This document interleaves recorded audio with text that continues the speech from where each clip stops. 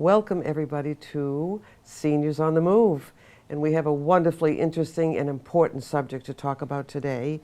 And I'm lucky enough to have Julie Nowak, who's an expert. And you are an expert, so don't deny it, Julie. She knows what she's talking about. It's something that, again, that we all need to know about. So let me tell you a little bit about Julie Nowak. She is the Lgbtqia+. I did that right, and she will explain all of that later, okay. She's the initiative coordinator for Stonewell, leading their outreach to older adults in the rainbow community and hosting talks, events, and cultural competency trainings that help build understanding, that's why we're here today, and create affirming spaces where everyone is welcome. Exclamation point. You put that down there. I saw that, Julie. Mm-hmm. She's a facilitator. We have to remember that word for the Concord, Massachusetts chapter of Greater Boston, or PFLAG. PFLAG. PFLAG, thank you. It's a community grassroots support group embracing families with LGBTQIA+ loved ones and their loved ones.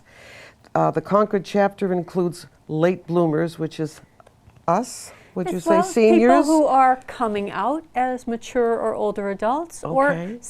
or questioning. Maybe you're kind of feeling some of your labels shifting, peeling a little loose. What's this feeling? If you're exploring your gender identity, your gender expression, your sexual orientation, any or all of that, you can come talk to us at PFLAG. That's why we're there. Great. We'd love to have you visit. That's very welcoming.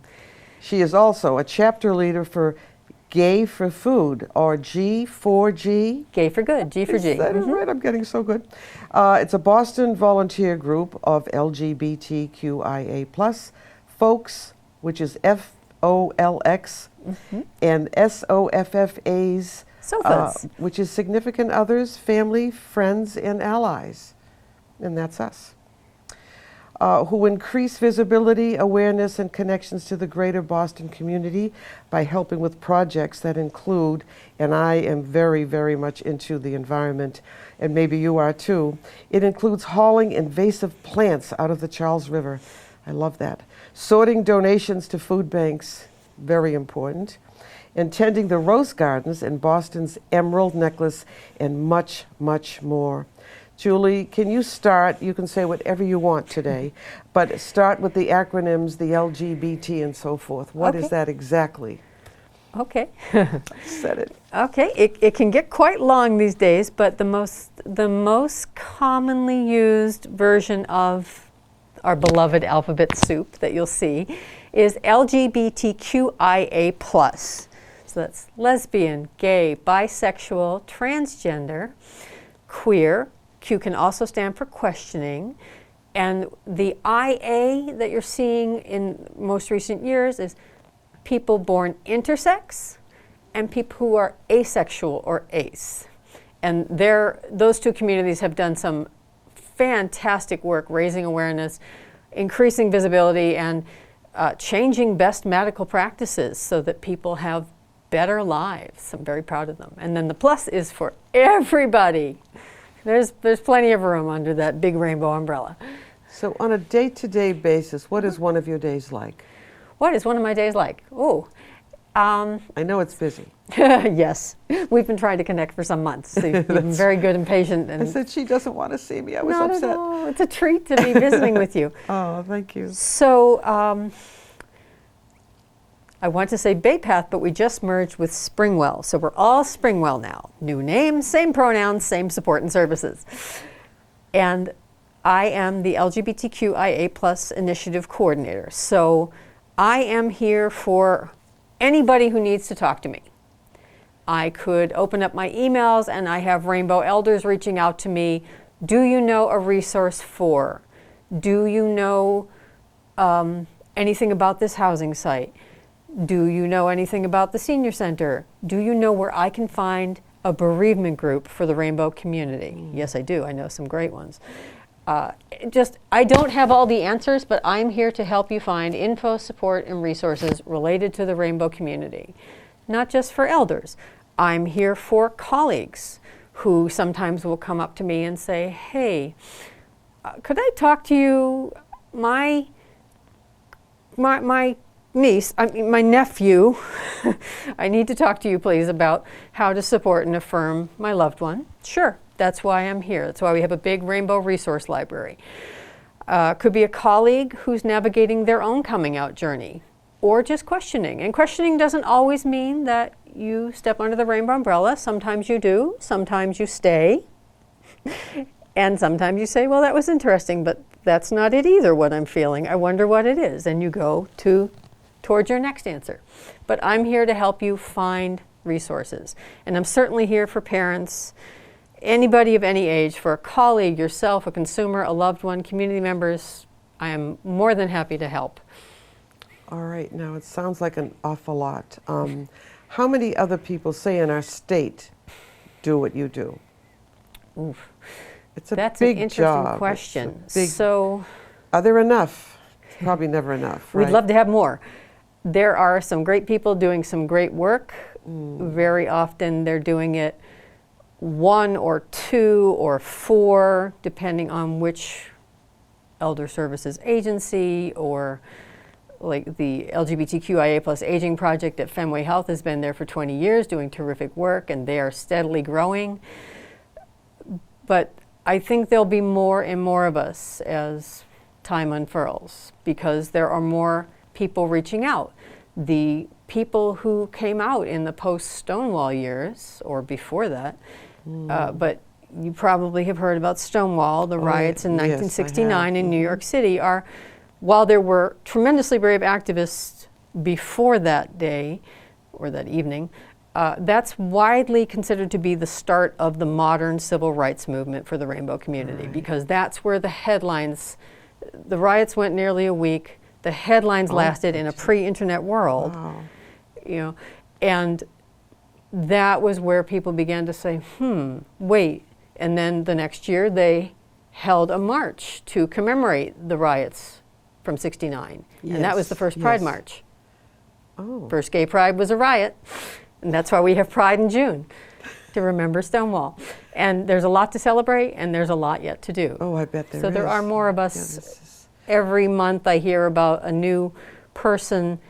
They may or may not have a formal job title like mine, but hey, we have a little rainbow team going.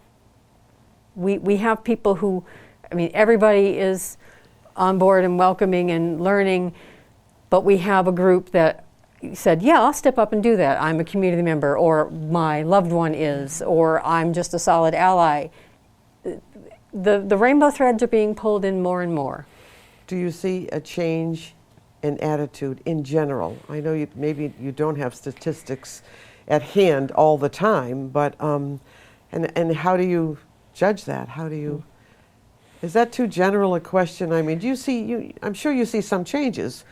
Because I do. You folks you especially are making changes. You're making this information available. Right, and so sort of two things are happening side by side. One is that, yes, there's definitely more acceptance.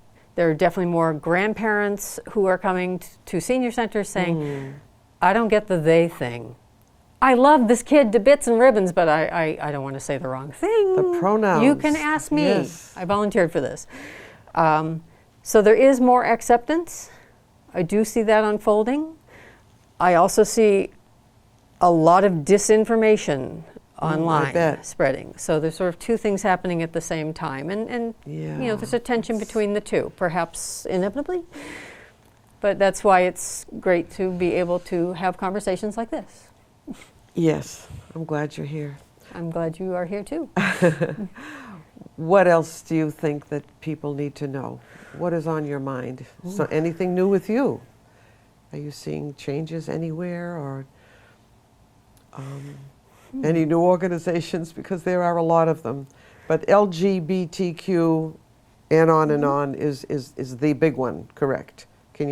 Is that true? I mean, does that encompass everything or almost everything? Well, I know there are different orientations, and there's many of them, and I tried to, and I read about it.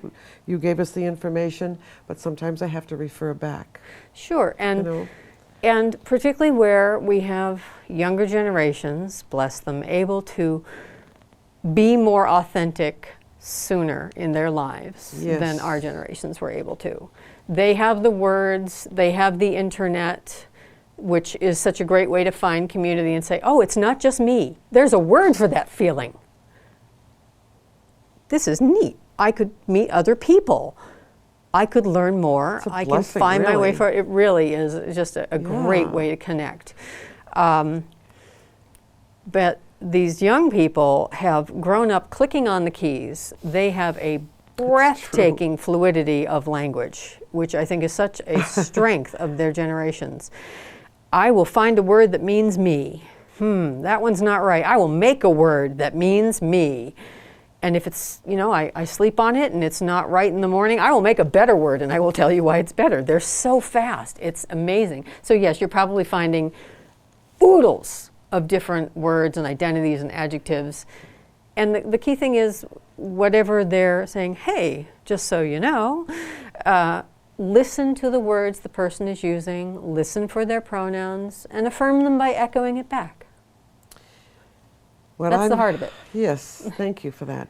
What I'm wondering about is, what is the most important things to are we talking about the most important things we're going to learn and hopefully remember in just half an hour? And I know that's difficult for you too, but we're talking to seniors mostly, who may have grandchildren that have just given you that information, and you go, well, what is that?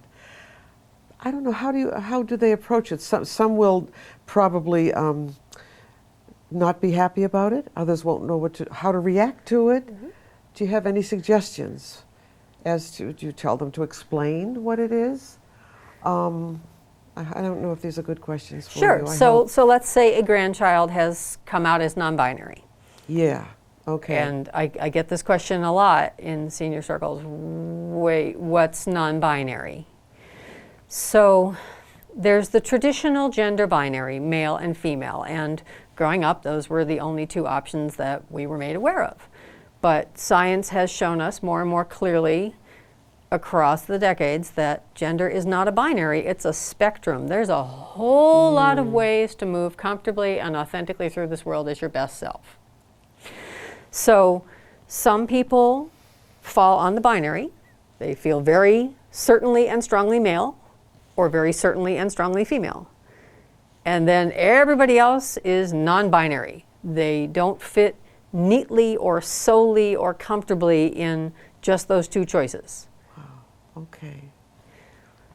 So if a grandchild has come out as non-binary, I would say, you can call me. I'd love to have a chat. There's a great booklet that PFLAG put out recently, supporting your LGBTQ plus grandchild. I'd start here. I want that. Please.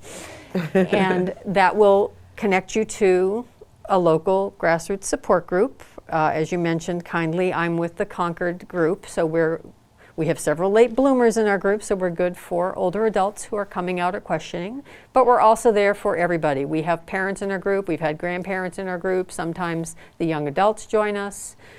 We never quite know what the conversation will be, but the circle's open. We're there to help. What about a combination? Yeah.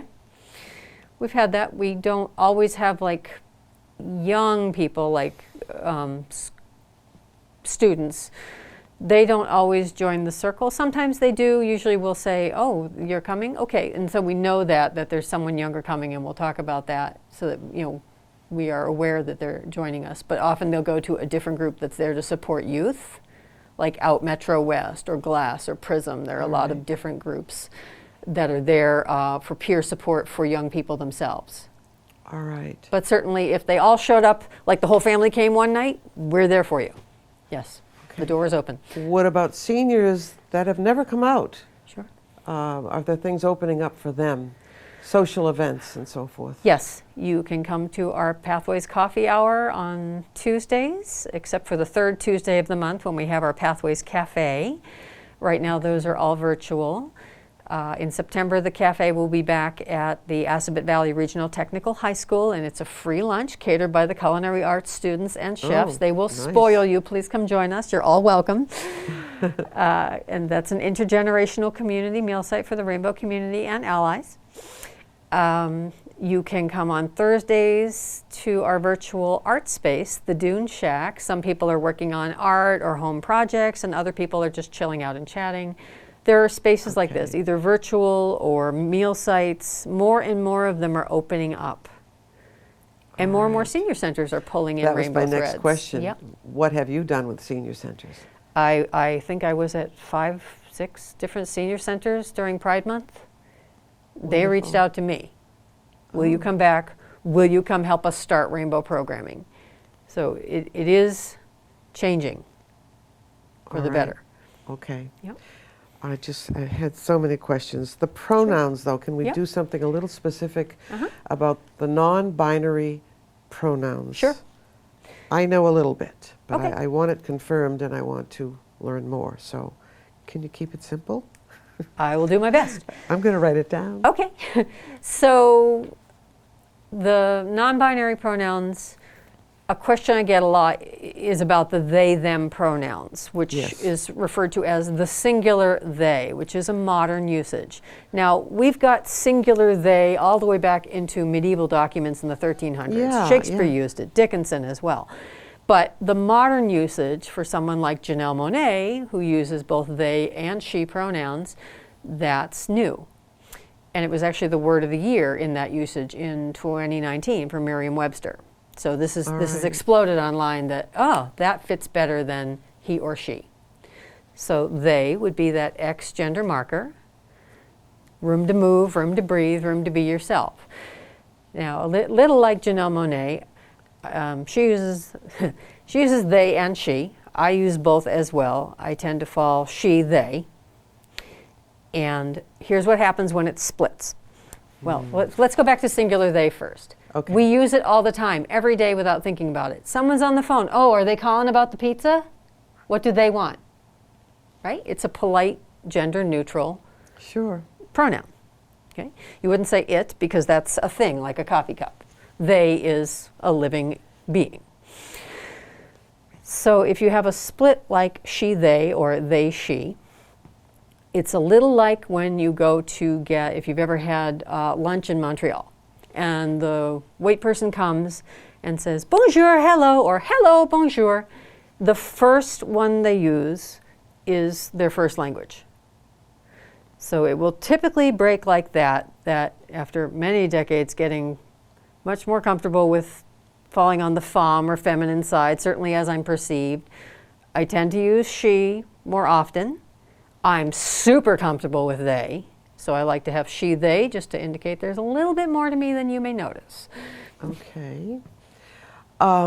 So if I refer to you as she in front of you, or it wouldn't bother you? Not at all. That's why it's the first in my lineup of pronouns, and I certainly expect it. All right. People tend to kind of guess she more often than... Is there anything else you can add to that? Because I know there'd be a million questions if we had more time, and you could all come in here and talk to this very knowledgeable person. We talked about acceptance. I see a change. I see more people, and honestly, sometimes I can't identify. But why do we need to identify? We want to look at that person as a person, not as either or. And well said. I hope I said that okay. You really did, because that's exactly the goal. Like, you can have 25 little labels on you, like one of those NASCAR drivers, right? They got all the patches. But it's just ways to communicate a little bit more about yourself to another person. And eventually what you see is the person. You're absolutely on the right track. And that actually happened. I was out in Provincetown for the 4th of July, and you're looking at all the people, because the people watching's great in P-Town, and all the fabulous people and being their best authentic selves. And after a while, you kind of, your brain wants to make assumptions, because that's what it's evolved to do. It's there to make quick judgments and keep us alive through the day. But, looking, maybe, I don't know. And then, it just became, look at all the wonderful people. You really do just see everybody as their full self. We need to do more of that. Right? And it's like, why is that? If you've seen the full acronym go out, it's something like 12 letters. and the number 2 for those who are Two-Spirit, which would be people from indigenous Yes, or I've native heard that expression. or First Nations heritage. But they're revered, those in our Yes, Native they have American. a very strong tradition that they Yeah. had special understanding of this world from Spirituality and that kind of thing. exactly. Yeah. So you would see that So in interesting. from those cultures. But if you see it all spelled out, it's like 12 or 16 letters long, and you know it could go much longer. And eventually it will be people. That's why they keep adding them in. But the ones that are being brought forward, just like the pride flag has been changing to bring different identities front and center for groups identities that are more marginalized, less heard, given less space and visibility. Bring everybody forward. We're all going forward together. All right. Well, we're hearing a lot about transgender. What is that? Transgender. So if you are transgender, trans like transit or transition, to go across. So someone who is transgender, the sex you were assigned at birth, doctor took their best guess when you arrived, it's a boy, it's a girl. So the sex you were assigned at birth does not align with your gender identity, which is a deeply held, deeply known sense of yourself as a gendered being, which could be male, female, neither, both, could be fluid. There's a lot of different room under the trans umbrella, which also has those non-binary identities underneath it. So the other word you might have heard is cisgender. Yes, I was going to mention that. Thank you. So that's a word, when I do talks, a lot of people haven't heard the word cisgender, C-I-S, and you'll see trans and cis online. So if you're cisgender, cis is same side as, and you usually only see it with like cisalpine, this side of the Alps, but it's a great way structurally in Latin to say that lines up. The sex you were assigned at birth aligns with your gender identity. And that's most people. Okay. So some people say, oh, well, cisgender, I think that's a slur. No, it was not created as a slur. It was just created with the Latin prefix as a way to talk about people who are not transgender. All right. And some people say, well, that's just a made-up word. It is, just like every other word. Okay. So you have transgender folks, the sex they were assigned at birth does not align somehow with their gender identity. And it could be a little, it could be fluid, it could be a lot, it could be to the point where you are experiencing gender dysphoria.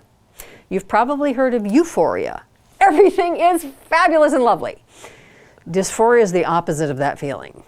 Things are not lovely and fabulous. Things are negative. Yes, right? it is hard, and it is difficult, and it is not a good feeling, and people are looking at you and assuming a pronoun, but that doesn't match who you are. And one trans activist said, it's my gender dysphoria backpack. It's like I have a backpack on at the start of the day and it's empty, and then people go through the day and they use the wrong pronouns or they use the wrong honorific. They call me sir when it should be ma'am, and another rock goes in the backpack. So our goal is to listen for pronouns and echo them back to affirm who the person is telling you they are, to affirm who they know they are. That's the heart of it. And ask Google too, that's helped me a lot. It really has. There's much more we could talk about, everything we've just talked about. But do you want to talk anything about everything you have on the table here? Sure. Yeah, there's a lot of stuff here. So yeah, you talked about my multifaceted day. Yeah, yeah. And I do not have all the answers. I am learning too, and that's a good thing. We're all always learning, aren't we? So we start with the P-Flag booklets, and you can read or download or order these from pflag.org/publications in English or Spanish. They've almost got all of them translated. They're updating them. Okay. So I have the Supporting Your LGBTQ plus Grandchild one. This one never stays on the shelf at work. Guide to Being a Straight Ally. This goes constantly. Another one that goes very quickly is Our Trans Loved Ones. There's a whole suite of booklets. These are great to facilitate a conversation between generations of a family. We use them in our support groups all the time at PFLAG. The parents, the young people, the grandparents can all look at this and have a common starting place for the conversation. Here are the basic concepts. Here are the bones. Now let's talk about this. You feel these are kind of beginner? These are great as a starting point. If you are just suddenly, someone in your family has come out and you're not quite sure what to do, get right on that PFLAG website. And the Greater Boston one is gbpflag.org. Would you do this again? Would you mention the name of the books? Sure. So that people can, maybe the author too, although you may not need that. Well, these are all from PFLAG.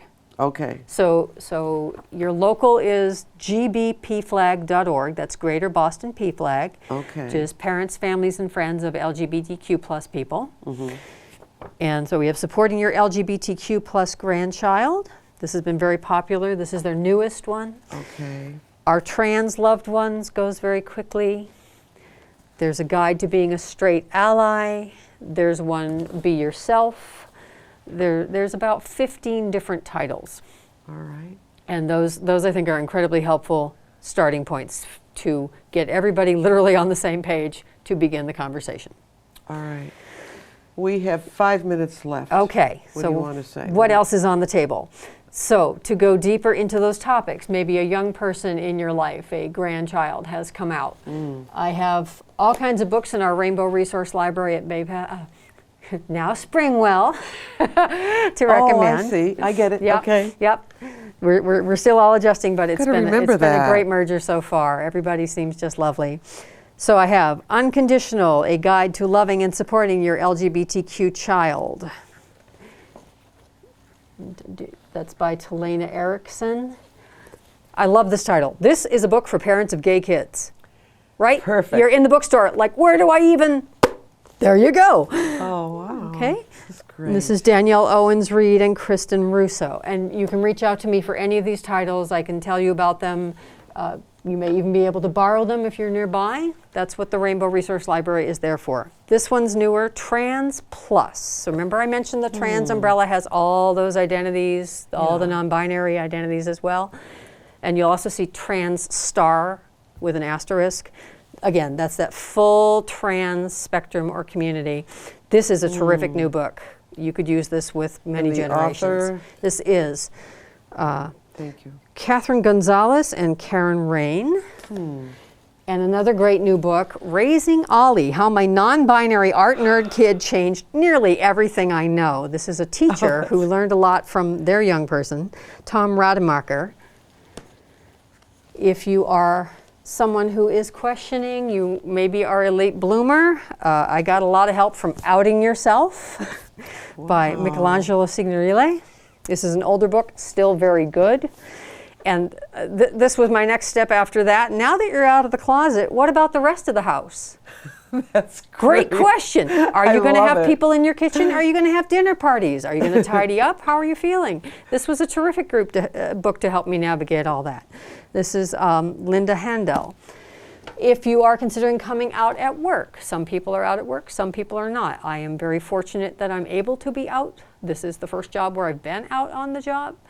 And, you know, there was an adjustment period. For a while, I felt like a sparkly unicorn walking through the kitchen. Hey, how are you? But, you know, we're all just people, and we're one big, wonderful group. I have great colleagues. Best thing you've said, really. That's wonderful. Yeah. This is Gender Diversity and Non-Binary Inclusion in the Workplace, the Essential Guide for Employers, so they can help you have conversations with your employer.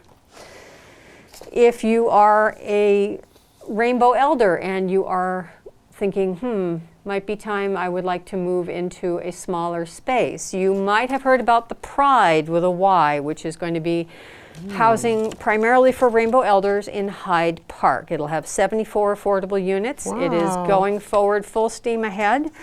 And they'll open up the lottery for those units soon. They should have tours in the spring, and they're hoping to open in the fall of 23. So we're all very excited. Excuse me, is this a first? This is going to be the first of what they say will be many across the state, but the Pride is going to be the flagship, starting it all. Important. They've been trying. 1 minute left. They were ready to go in 2008, and then everything fell out in the economy. So we're back up and running. And then if you are a senior center or a senior residence and you think, wow, I'm not sure how to be welcoming, am I not kind of know? Welcoming LGBT Residents, a practical guide for senior living staff. This has it all, folks. This is a great book. All right, we have 1 minute. All right, Boston Spirit Magazine. It's free and bi-monthly, and you can have it. It'll tell you about activism and the arts and a lot of day trips in our area. It's a great magazine. How do we reach you? How do we reach you? You reach me at jnowak@springwell.com. You can also use my old address, which is baypath.org. And you can reach me directly at 508-573-7288. That is a confidential line. Reach out. Oh, thank you so much for coming. I've learned so much, but I still have 1,000 questions. Okay. So you're going to have to come back. We'll come back in October for History Month? Okay. Yeah, we have to do that, definitely. I don't know what we're going to start with. There's just so many things to do, but we appreciate what you know, and you're going through it yourself. And you're doing fine. You look wonderful. Bless you for that. But yes, I want to say thank you very much, and I hope you have learned something. There's so much to know. There are so many wonderful people out there that we need to get to know. So take care of yourself, and remember, just stay healthy physically, mentally, and I will see you next time. Thank you, Karen.